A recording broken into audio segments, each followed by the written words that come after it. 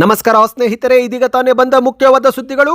BPL ಪಡಿತರ ಚೀಟಿದಾರರಿಗೆ, APL ಪಡಿತರ ಚೀಟಿದಾರರಿಗೆ 4 good news ಕೊಟ್ಟ ಆಹಾರ ಸಚಿವ ಕೆಎಚ್ ಮುನಿಯಪ್ಪನವರು. ಹೊಸ ಬಿಪಿಎಲ್ ಕಾರ್ಡು ಬಗ್ಗೆಯೂ ಕೂಡ ಮಾಹಿತಿ. ವಿಡಿಯೋನ ಸ್ವಲ್ಪನೂ ಸ್ಕಿಪ್ ಮಾಡಬೇಡಿ. ಗೃಹಲಕ್ಷ್ಮಿ ಯೋಜನೆ ಫಲಾನುಭವಿಗಳೇ, ಸರ್ಕಾರದಿಂದ ಬಂತು ಮುಖ್ಯವಾದ ಸೂಚನೆ. 2,000 ರೂಪಾಯಿ ಪಡೆದುಕೊಳ್ಳಲು ಬಯೋಮೆಟ್ರಿಕ್ ಮತ್ತು ಮುಖ ಚೆಹರೆ ದೃಢೀಕರಣ ಕಡ್ಡಾಯ. ಗೃಹಲಕ್ಷ್ಮಿ ಯೋಜನೆ ಪರಿಷ್ಕರಣೆಗೆ 20 ಕೋಟಿ ಅನುದಾನ ಮೀಸಲಿಟ್ಟ ಡಿಕೆ ಶಿವಕುಮಾರ್ ಅವರು. ಮುಖ್ಯಮಂತ್ರಿ ಡಿಕೆ ಶಿವಕುಮಾರ್ ಅವರ ಸಭೆಯ ಘೋಷಣೆಗಳು. ಎಲ್ಲ ಸುದ್ದಿ ನೋಡೋಣ ಸ್ನೇಹಿತರೆ. ಮತ್ತೊಂದಡಿಯಲ್ಲಿ ಸಿಎಂ ಸ್ಥಾನದಿಂದ ರಾಜೀನಾಮೆ ಕೊಟ್ಟ ಬೆನ್ನಲ್ಲೇ ಈಗ ಚುನಾವಣಾ ರಾಜಕೀಯ ನಿವೃತ್ತಿ ಘೋಷಣೆ ಮಾಡಿದಂತ ಸಿದ್ದರಾಮಯ್ಯನವರು ಇನ್ನು ಮುಂದೆ ಯಾವುದೇ ಚುನಾವಣೆಯಲ್ಲಿ ಸ್ಪರ್ಧೆ ಮಾಡೋದಿಲ್ಲ ಎಂದು ಕಾರಣವೂ ಕೂಡ ಬಿಚ್ಚಿಟ್ಟಿದ್ದಾರೆ. ಯಾಕೆ ಈ ಒಂದು ನಿರ್ಧಾರ ತೆಗೆದುಕೊಂಡಿದ್ದಾರೆ ಅದು ಕೂಡ ನೋಡೋಣ.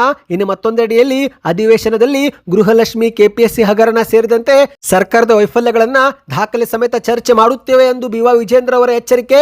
ಎಲ್ಲ ಮಾಹಿತಿಗಳನ್ನು ಡೀಟೇಲ್ ಆಗಿ ನೋಡೋಣ. ಅದಕ್ಕೂ ಮೊದಲು ನೀವು ನಮ್ಮ ಚಾನಲ್ಗೆ ಮೊದಲು ಬಾರಿ ಭೇಟಿ ನೀಡುತ್ತಿದ್ರೆ ದಯವಿಟ್ಟು ಸಬ್ಸ್ಕ್ರೈಬ್ ಆಗಿ, ಪಕ್ಕದಲ್ಲಿ ಕಾಣಿಸುವ ಗಂಟೆ ಕೂಡ ಒತ್ತಿದ್ರೆ ರಾಜ್ಯದ ಮಾಹಿತಿಗಳು ನಿಮಗೆ ಸಿಗುತ್ತವೆ. ವಿಡಿಯೋಗೆ ಲೈಕ್ ಮಾಡಿ ಹಾಗೂ ವಿಡಿಯೋ ಕೊನೆವರೆಗೂ ನೋಡಿ. ಬನ್ನಿ ಸ್ನೇಹಿತರೆ, ಎಲ್ಲ ಮಾಹಿತಿಗಳನ್ನು ಡೀಟೇಲ್ ಆಗಿ ನೋಡೋಣ. ಇದೀಗ ರಾಜ್ಯದ ಎಲ್ಲಾ ಪಡಿತರ ಚೀಟಿದಾರರಿಗೆ ಆಹಾರ ಸಚಿವ ಕೆಎಚ್ ಮುನಿಯಪ್ಪನವರು ಮಹತ್ವದ ಮಾಹಿತಿ ಕೊಟ್ಟಿದ್ದಾರೆ. ಹೌದು, ಪಡಿತರ ಚೀಟಿದಾರರಲ್ಲಿ ಮೂಡಿರುವ ಗೊಂದಲ ಮತ್ತು ಆತಂಕಗಳಿಗೆ ಆಹಾರ ಸಚಿವ ಕೆಎಚ್ ಮುನಿಯಪ್ಪನವರು ಬ್ರೇಕ್ ಹಾಕಿದ್ದಾರೆ. ವಿಧಾನಸೌಧದಲ್ಲಿ ಸುದ್ದಿಗೋಷ್ಠಿ ನಡೆಸಿ ಮಾತನಾಡಿದಂತೆ ಇವರು ಬಿಪಿಎಲ್ ಕಾರ್ಡು ಪರಿಷ್ಕರಣೆಯಿಂದ ಹಿಡಿದು ಇಂದಿರಾ ಕಿಟ್ ಯೋಜನೆ ಮತ್ತು ಎಪಿಎಲ್ ಪಡಿತರ ಚೀಟಿದಾರರಿಗೆ ಅಕ್ಕಿ ನೀಡುವ ಕುರಿತಂತೆ ಎಲ್ಲಾ ಪ್ರಶ್ನೆಗಳಿಗೆ ಉತ್ತರ ಕೊಟ್ಟಿದ್ದಾರೆ. ಹೌದು, ಮೊದಲಿಗೆ ಇಂದಿರಾ ಆಹಾರ ಕಿಟ್ ನೀಡುವ ಬಗ್ಗೆ ಮಾತನಾಡಿದವರು ಅನ್ನಭಾಗ್ಯ ಯೋಜನೆಯಲ್ಲಿ ನೀಡಲಾಗುತ್ತಿರುವ ಹೆಚ್ಚುವರಿ ಅಕ್ಕಿ ಬದಲಾಗಿ ಇನ್ನು ಮುಂದೆ ಅಗತ್ಯ ಸಾಮಗ್ರಿ ಒಳಗೊಂಡ ಇಂದಿರಾ ಆಹಾರ ಕಿಟ್ ವಿತರಿಸುತ್ತೇವೆ. ಈಗಾಗಲೇ ಟೆಂಡರ್ ಪ್ರಕ್ರಿಯೆ ಕರೆದಿದ್ದು ಅಂತಿಮ ಹಂತ ತಲುಪಿದೆ.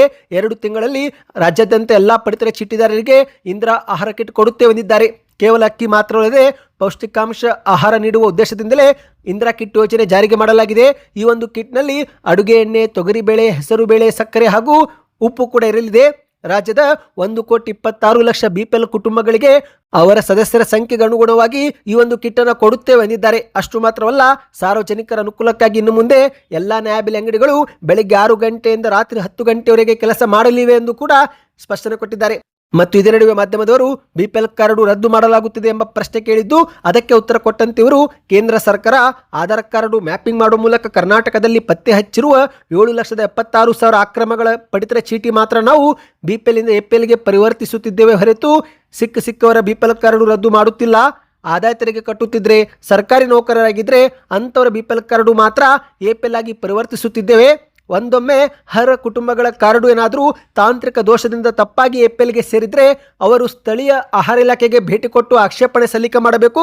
24 ಗಂಟೆಯೊಳಗೆ ಮರುಪರಿಶೀಲಿಸಿ ಮತ್ತೆ ಅವರಿಗೆ ಬಿಪಿಎಲ್ ಸೌಲಭ್ಯ ನೀಡುತ್ತೇವೆ ಎಂದು ಹೇಳಿದ್ದಾರೆ. ಇನ್ನು ಇದರ ನಡುವೆ ಸ್ನೇಹಿತರೆ, ಎಪಿಎಲ್ ಪಡಿತರ ಚೀಟಿದಾರರಿಗೂ ಮತ್ತೊಮ್ಮೆ ಅಕ್ಕಿ ಕೊಡುತ್ತೇವೆ ಎಂದಿದ್ದಾರೆ. ಹೌದು, ಈ ಒಂದು ಹಿಂದೆ ಎಪಿಎಲ್ ಕುಟುಂಬಗಳಿಗೂ ಕೂಡ ಪ್ರತಿ ತಿಂಗಳು 15 ಕೆಜಿ ಅಕ್ಕಿ ನೀಡುವ ವ್ಯವಸ್ಥೆ ಜಾರಿಯಲ್ಲಿತ್ತು.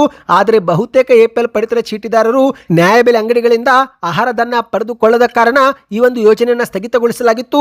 ಆದರೆ ಈಗ ಮತ್ತೊಮ್ಮೆ ಎಪಿಎಲ್ ಪಡಿತರ ಚೀಟಿದಾರರಿಗೂ 15 ಕೆಜಿ ಅಕ್ಕಿ ನೀಡುವ ಬಗ್ಗೆ ಸಚಿವ ಸಂಪುಟ ಸಭೆಯಲ್ಲಿ ಚರ್ಚಿಸಿ ಅಂತಿಮ ತೀರ್ಮಾನ ತೆಗೆದುಕೊಳ್ಳುತ್ತೇವೆ ಎಂದು ಸ್ಪಷ್ಟನೆ ಕೊಟ್ಟಿದ್ದಾರೆ. ಇನ್ನು ಸ್ನೇಹಿತರೆ, ಕೊನೆಯದಾಗಿ ಬಿಪಿಎಲ್ ಪಡಿತರ ಚೀಟಿದಾರರ ಆದಾಯ ಮಿತಿಯನ್ನು 3 ಲಕ್ಷಕ್ಕೆ ಹೆಚ್ಚಿಗೆ ಮಾಡಲು ಕ್ರಮ ತೆಗೆದುಕೊಳ್ಳುವುದಾಗಿ ಕೆಎಚ್ ಮುನಿಯಪ್ಪನವರು ಭರವಸೆ ಕೊಟ್ಟಿದ್ದಾರೆ. ಹೌದು, ಪ್ರಸ್ತುತ ಬಡತನ ರೇಖೆಗಿಂತ ಕೆಳಗಿನವರಿಗೆ ಬಿಪಿಎಲ್ ಕಾರ್ಡು ಕೊಡಲಾಗುತ್ತೆ. ಆದರೆ ಬಿಪಿಎಲ್ ಕಾರ್ಡು ಪಡೆದುಕೊಳ್ಳಬೇಕಂದ್ರೆ ಕುಟುಂಬದ ವಾರ್ಷಿಕ ಆದಾಯ 1,20,000 ರೂಪಾಯಿಗಿಂತ ಮೀರಿರಬಾರದು. ಒಂದೊಮ್ಮೆ ದಾಟಿದ್ರೆ ಅಂತವರ ಬಿಪಿಎಲ್ ಕಾರ್ಡು ರದ್ದು ಅಥವಾ ಅರ್ಜಿ ತಿರಸ್ಕೃತ ಮಾಡಲಾಗುತ್ತಿದೆ. ಇವತ್ತು ಸಾಮಾನ್ಯ ವ್ಯಕ್ತಿ ದಿನಕ್ಕೆ 500 ರೂಪಾಯಿ ದುಡಿದ್ರು 1 ವರ್ಷಕ್ಕೆ ಅದು 1,80,000 ರೂಪಾಯಿ ಆಗುತ್ತೆ. ಹಾಗಾಗಿ ಎಷ್ಟೋ ಬಡವರು ಕೂಡ ಅರ್ಹರಾಗಿದ್ರು ಕೂಡ ಬಿಪಿಎಲ್ ಕಾರ್ಡು ಪಡೆದುಕೊಳ್ಳಲು ಸಾಧ್ಯವಾಗುತ್ತಿಲ್ಲ.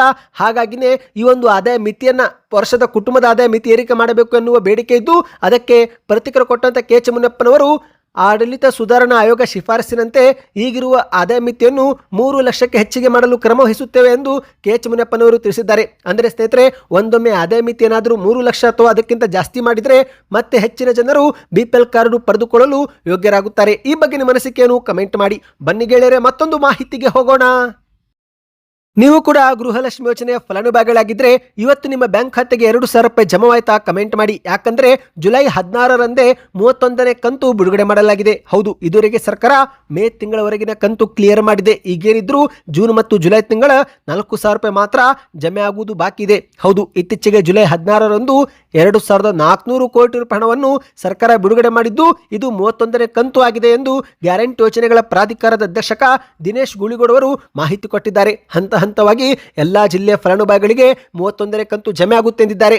ಈ ಬಾರಿ 1,20,00,000 ಫಲಾನುಭವಿಗಳಿಗೆ ಈ ಒಂದು ಹಣ ಜಮಾವಾಗಲಿದೆ. ಆದರೆ ಸ್ನೇಹಿತರೆ, ಈಗ ಗೃಹಲಕ್ಷ್ಮಿ ಯೋಜನೆ ಫಲಾನುಭವಿಗಳಿಗೆ ಮತ್ತೊಂದು ಮುಖ್ಯವಾದ ಸೂಚನೆ.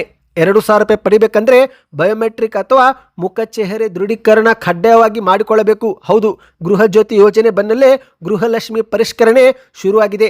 ಸಚಿವ ಸಂಪುಟ ಸಭೆಯಲ್ಲಿ ಈ ಬಗ್ಗೆ ನಿರ್ಧಾರ ಮಾಡಲಾಗಿದೆ. ಗೃಹಲಕ್ಷ್ಮಿ ಯೋಜನೆಯಡಿಯಲ್ಲಿ ತಿಂಗಳಿಗೆ 2,000 ರೂಪಾಯಿ ಪಡೆದುಕೊಳ್ಳುತ್ತಿರುವ ಎಲ್ಲ ಫಲಾನುಭವಿಗಳು ಶೀಘ್ರವೇ ಬಯೋಮೆಟ್ರಿಕ್ ಅಥವಾ ಫೇಸಿಯಲ್ ಅಥೆಂಟಿಕೇಶನ್ ಪ್ರಕ್ರಿಯೆಯನ್ನು ಪೂರ್ತಿ ಮಾಡಿಕೊಳ್ಳಬೇಕು. ಈ ಬಗ್ಗೆ ಸ್ವತಃ ಮುಖ್ಯಮಂತ್ರಿ ಡಿ.ಕೆ. ಶಿವಕುಮಾರ್ ಅವರು ಸಭೆಯಲ್ಲಿ ಮಾತನಾಡಿದ್ದಾರೆ. ಹೌದು ಗೆಳೆಯರೆ, ಸಮಗ್ರವಾಗಿ ಗೃಹಲಕ್ಷ್ಮಿ ಯೋಜನೆ ಮರುಪರಿಶೀಲಿಸಲು 20 ಕೋಟಿ ಅನುದಾನ ಮೀಸಲಿಟ್ಟಿದ್ದೇವೆ ಎಂದು ಡಿ.ಕೆ. ಶಿವಕುಮಾರ್ ಅವರು ಹೇಳಿದ್ದು, ಈ ಒಂದು ನೂತನ ಪರಿಷ್ಕರಣೆ ನಂತರ ನಕಲಿ ಫಲಾನುಭವಿಗಳಿಗೆ ಬ್ರೇಕ್ ಬೀಳುತ್ತೆ, ಪಾರದರ್ಶಕ ಕಾಯ್ದುಕೊಳ್ಳಲು ನಮಗೆ ಸಾಧ್ಯವಾಗುತ್ತೆ ಎಂದು ಹೇಳಿಕೆ ಕೊಟ್ಟಿದ್ದಾರೆ. ಹೌದು ಗೆಳೆಯರೆ, ಇದೀಗ ನಿಜವಾದ ಮತ್ತು ಅರ್ಹ ಫಲಾನುಭವಿಗಳಿಗೆ ಹಣ ತಲುಪುವಂತೆ ಮಾಡುವುದೇ ನಮ್ಮ ಮುಖ್ಯ ಉದ್ದೇಶ ಎಂದಿದ್ದಾರೆ. ಅಷ್ಟು ಮಾತ್ರವಲ್ಲ, ಈ ಒಂದು ಮರುಪರಿಶೀಲನೆ ಪ್ರಕ್ರಿಯೆ ವೇಳೆ ಬಯೋಮೆಟ್ರಿಕ್, ಬ್ಯಾಂಕ್ ಖಾತೆ, ಮೊಬೈಲ್ ಸಂಖ್ಯೆ ಎಲ್ಲವನ್ನು ಕೂಡ ಪರಿಶೀಲಿಸುತ್ತೇವೆ ಎಂದಿದ್ದಾರೆ. ಯಾರದ್ದೋ ದೂರವಾಣಿ ಸಂಖ್ಯೆ, ಯಾರದ್ದೋ ಬ್ಯಾಂಕ್ ಖಾತೆ ಕೊಟ್ಟಿದ್ರೆ ಇನ್ನು ಮುಂದೆ ಹಣ ಹಾಕೋದಿಲ್ಲ. ಗಂಡ ಅಥವಾ ಮಕ್ಕಳ ಬ್ಯಾಂಕ್ ಖಾತೆ ಮಾಹಿತಿ ನೀಡಿದ್ರು ಅವುಗಳನ್ನು ಪರಿಗಣಿಸೋದಿಲ್ಲ. ಏನೇ ಇದ್ರೂ ನೇರವಾಗಿ ಮಹಿಳಾ ಯಜಮಾನಿಯ ಖಾತೆಗೆ ಮಾತ್ರ ಇನ್ನು ಮುಂದೆ ಹಣ ಜಮಾ ಆಗುತ್ತೆ ಎಂದು ಡಿ.ಕೆ. ಶಿವಕುಮಾರ್ ಅವರು ಹೇಳಿದ್ದಾರೆ. ನಿಮ್ಮ ಬ್ಯಾಂಕ್ ಖಾತೆಗೆ 2,000 ರೂಪಾಯಿ ಜಮೆ ಆಗ್ತಾ ಇದೆಯಾ? ದಯವಿಟ್ಟು ಕಮೆಂಟ್ ಮಾಡಿ. ಬನ್ನಿ ಗೆಳೆಯರೆ, ಮತ್ತೊಂದು ಮಾಹಿತಿಗೆ ಹೋಗೋಣ.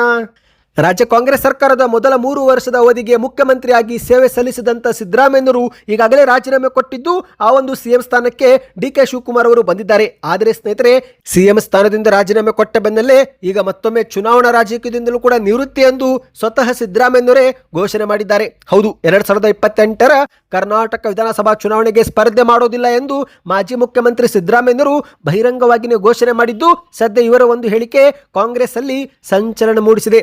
ಹಾಗೆ ಸ್ನೇಹಿತರೆ, ಯಾಕೆ ಚುನಾವಣೆಯಲ್ಲಿ ಭಾಗವಹಿಸೋದಿಲ್ಲ ಎಂಬ ಕುರಿತಂತೆಯೂ ಕೂಡ ಸ್ವತಃ ಒಂದು ಟ್ವೀಟ್ ಮಾಡಿ ಮಾಹಿತಿ ಹಂಚಿಕೊಂಡಿದ್ದಾರೆ. ಈಗ ನೀವು ಸ್ಕ್ರೀನ್ ಮೇಲೆ ಒಂದು ಟ್ವೀಟ್ ನೋಡ್ತಿರಬಹುದು. ಇದು ಮಾಜಿ ಮುಖ್ಯಮಂತ್ರಿ ಸಿದ್ದರಾಮಯ್ಯನವರೇ ಮಾಡಿದ ಟ್ವೀಟ್ ಆಗಿದೆ. ರಾಜಕೀಯ ಕ್ಷೇತ್ರ ಇಂದು ಕಲುಷಿತಗೊಂಡಿರುವುದರಿಂದ 2028ರ ವಿಧಾನಸಭಾ ಚುನಾವಣೆಯಲ್ಲಿ ನಾನು ಸ್ಪರ್ಧಿಸುವುದಿಲ್ಲ. ಆದರೆ ಸಕ್ರಿಯ ರಾಜಕಾರಣದಲ್ಲಿದ್ದು ಜನರ ಕಷ್ಟ ಸುಖಗಳಿಗೆ ಧ್ವನಿಯಾಗಿ ನಿಲ್ಲುತ್ತೇನೆ.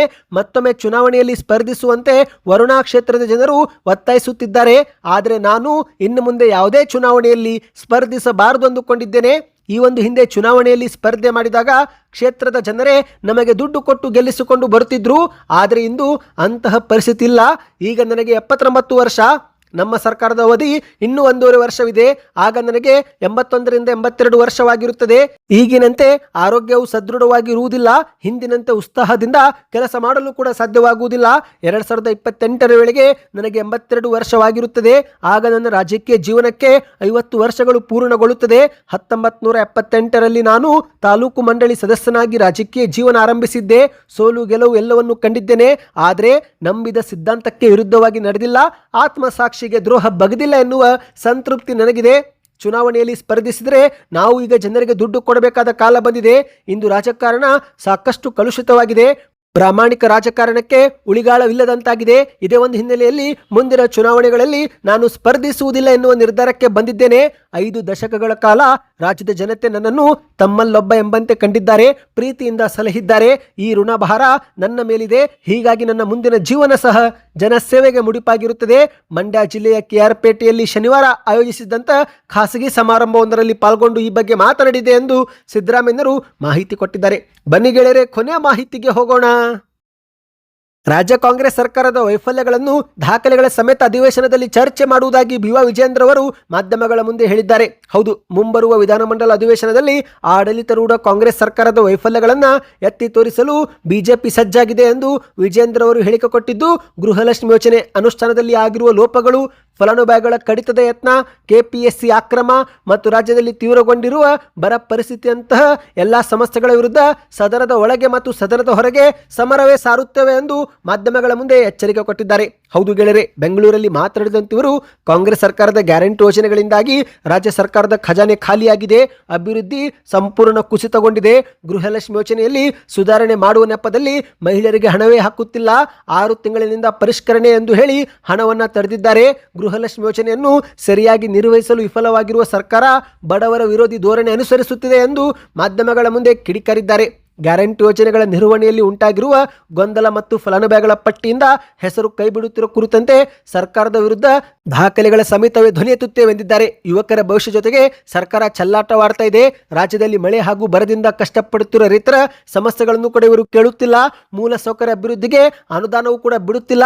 ಈ ಎಲ್ಲದರ ಬಗ್ಗೆ ಎಳೆ ಎಳೆಯಾಗಿ ಸದನದಲ್ಲಿ ಬಿಚ್ಚಿಡುವುದಾಗಿ ಬಿ.ವಾ. ವಿಜೇಂದ್ರ ಅವರು ಹೇಳಿದ್ದಾರೆ. ಸದ್ಯಕ್ಕೆ ಎಷ್ಟೇ ಇತ್ತು ಈ ಮಾಹಿತಿ ನೀವು ಕೊನೆವರೆಗೂ ನೋಡಿದ್ರೆ ದಯವಿಟ್ಟು ಚಾನಲ್ಗೆ ಸಬ್ಸ್ಕ್ರೈಬ್ ಮಾಡ್ಕೊಳ್ಳಿ. ವಿಡಿಯೋನ ಲೈಕ್ ಮಾಡ್ತಾ ಆದಷ್ಟು ವಿಡಿಯೋನ ಶೇರ್ ಮಾಡಿ.